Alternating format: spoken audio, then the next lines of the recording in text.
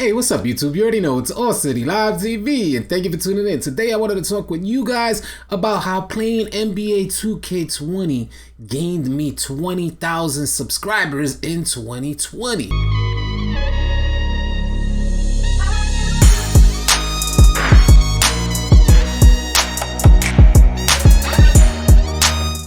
I just want to share my journey with you guys, what I've done to help me grow here on YouTube, and it's not a tremendous amount of growth. I don't want you guys to get it confused as if I think that there's just some hugely tremendous amount of growth. I think it's a fair amount of growth considering my work ethic toward grinding on YouTube and grinding on 2K.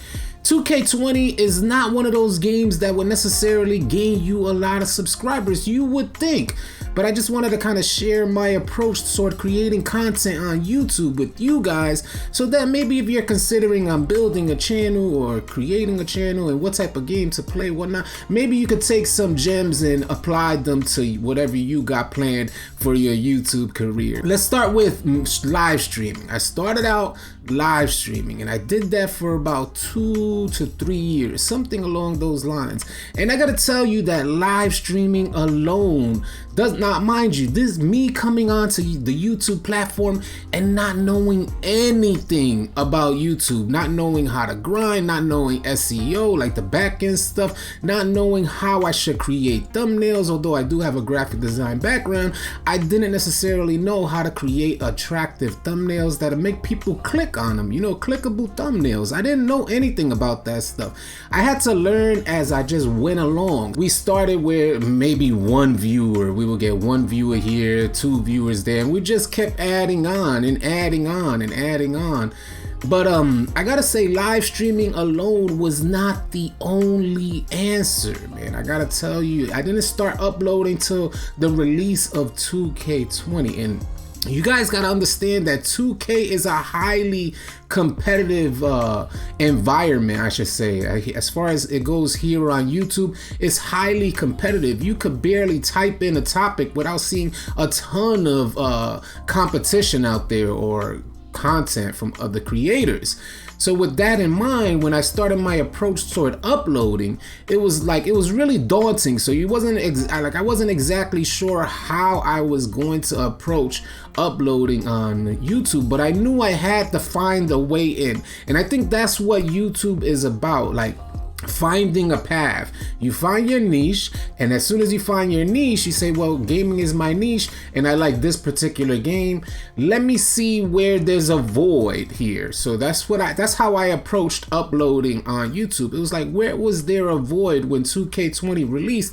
How can I get in? And you just don't know. The problem that a lot of content creators face, if you guys are considering making a channel, a lot of problems that you may face is that there's so much effort put into uploading a video. Not just everybody could just hit play or record and think that you're just gonna upload a video and it's gonna get you a ton of views. You need to learn about the back end stuff. And I don't want to make this too difficult a thing for you, too difficult a task for you, because a lot of people should. I believe if you enjoy creating content and you really enjoy your niche, whatever that may be, then just go out and create content. That's number one. So that way you can get in the habit. It becomes habitual to just create content, similar to how I feel nowadays. It's just like, whoa, hit record, create content, speak about something you're passionate about, something you enjoy, and go make a video. So this is what I like to do. So today I wanted to tell you guys my experience here on YouTube. And I'm like, well, as long as you stay within those lines and you keep in mind that content is king, you won't have no problem uploading content. But what you want to make sure is that you find that path. You filling a void where nobody else has filled, or there's a low amount of competition with a high amount of search volume. There's the two things that you want to keep in mind: competition versus search volume. So you want high search volume with low competition, and this is how you find particular topics to cover or particular voids to fill on YouTube. And what I did with that was find my way in with badges. And You know, I really enjoyed 2K20 in the beginning of the year. I liked the concept of badges.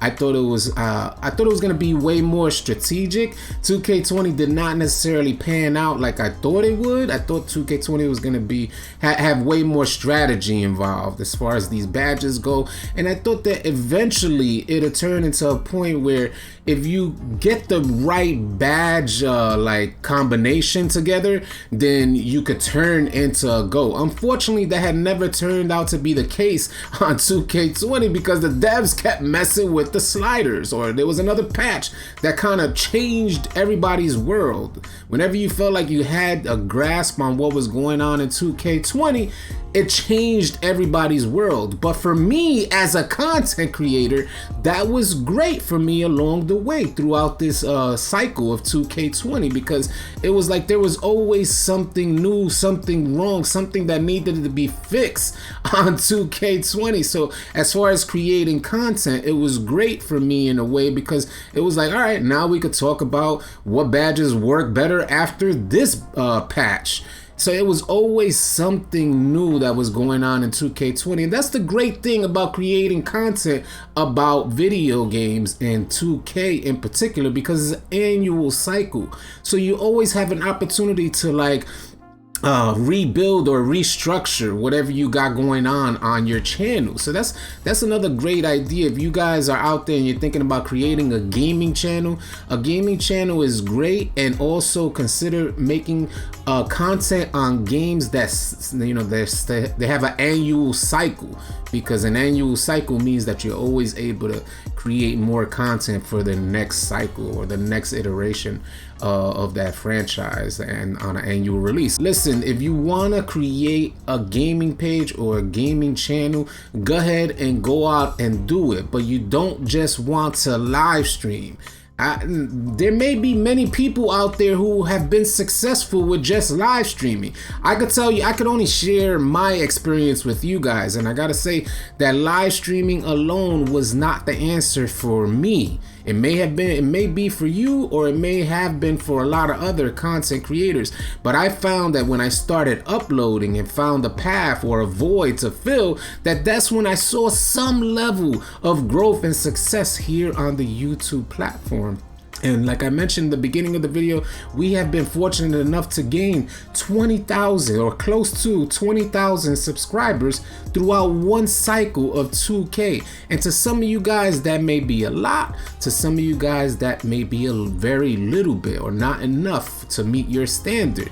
But I gotta tell you, for a lot of people, you gotta understand that YouTube is gigantic. And if I'm not mistaken, it's like 1 million. So it's like such a high amount of videos that are uploaded to YouTube every single second. So you're like, man, if there's that many people uploading to YouTube just constantly, think about the high amount of competition. But don't let that be daunting, because where there's 1 million content creators, there are tons more viewers that are just open and willing to consume your content.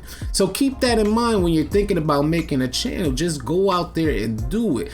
There's a niche for everyone, and there's also viewers for every niche. So you got to keep that in mind. Just keep that locked in. No matter what you want to make content on, there's going to be viewers out there who are open and willing to watching your content. YouTube is great because it's a free platform. Let's not forget about it. As much as a lot of people like to complain, including myself at times, where you feel down as what's going on with the YouTube algorithm. Like, how hard is this stuff? Why does it need to be so hard when there's so many people watching YouTube? But whenever you're feeling in this way, just go out and make content. Trust me, you're gonna gain a new subscriber or a new friend almost every day, as long as you stay consistent in your ways. You just gotta stay consistent. That's the key here. Target keywords. If you're out there, make sure your title is is typed out properly. Make sure your thumbnail is clickable. Somebody would want to click on this image that they're seeing as it's your first impression of the video. So make sure that's all straight and aligned. As long as that's all straight and aligned, you shouldn't have no problem when you're, as far as maintaining consistency, uploading, you're going to get those subscribers. But I want to make sure that you guys understand also that for the majority of YouTube channels, their subscriber base makes up such a small percentage of their viewership and watch time minutes. And watch time minutes is probably the key thing for YouTube content creators. You want to keep the retention of your audience. So you want to keep that retention rate high. And if you keep that retention rate high, those watch time minutes are normally going to come from non-subscribers. So when you're out there and you're feeling discouraged about, well, I only got this amount of subscribers, or I'm not gaining subscribers at a decent rate or a rate that meets your standard, don't get discouraged. Go into your analytics. Trust me on this.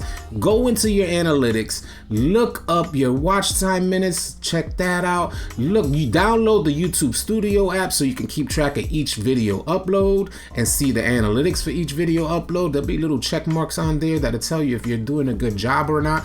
But neither here nor there. What I mean to say is go into your analytics and really go through those things with a fine-tooth comb, because there you'll find like your geographical areas that watch your video, your demographic, the age group, everything. You'll find everything you need to know about creating content within your analytics. As long as you study your analytics really good, you'll be able to know how to approach your audience, and that's going to be key there for you guys. So you want to maintain that your subscribers are not really the viewers on your channel, although you don't want to like neglect your subscribers. And this is where the balance comes in. You're not trying to neglect your subscribers. What you're trying to do is create content for anybody who may come onto your platform or watch your video. That's what you want to make sure you keep key in your mind. Keep at the forefront of your mind. Like, just make a video that, you're always open, you're welcoming, you're keeping people, you want to keep them intrigued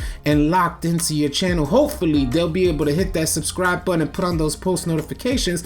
And what happens is when your subscribers do get that noti for that video, and they start jumping onto your channel and watching that video when you hit upload, that triggers something within the YouTube algorithm so that your video gets a good start. And that's what you want. You want your video to get a good start out there in the YouTube world, on the YouTube algorithm. And when it gets a good jump start from your YouTube subscribers, hopefully it'll get recommended or things like this. You got to also keep in mind, like I mentioned in a previous video, that YouTube is based off user preference.